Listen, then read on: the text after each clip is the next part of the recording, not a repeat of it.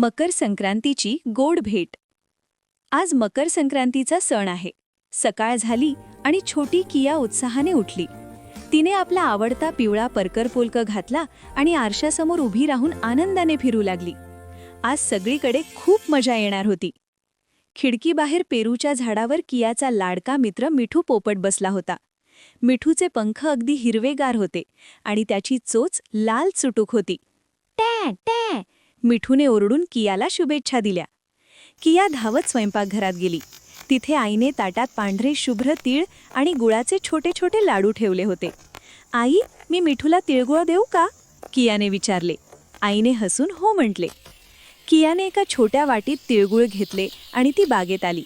ती खूप हळू चालत होती, जेणेकरून एकही लाडू खाली पडू नये. मिठू झाडावरून तिच्याकडेच बघत होता. मिठू, खाली ये बघ, तुझ्यासाठी काय आणलंय? कियाने प्रेमाने हाक मारली.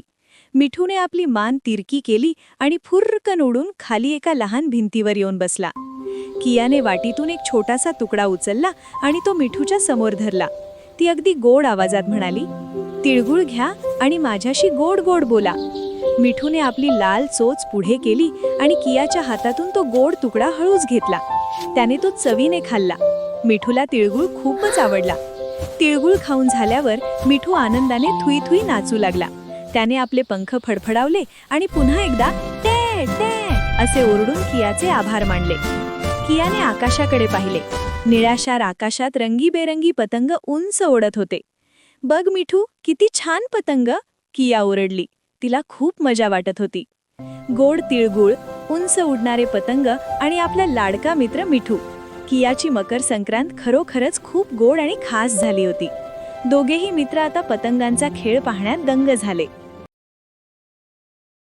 Thank you for watching My Bird Story. Please like, comment, share, and subscribe to my channel.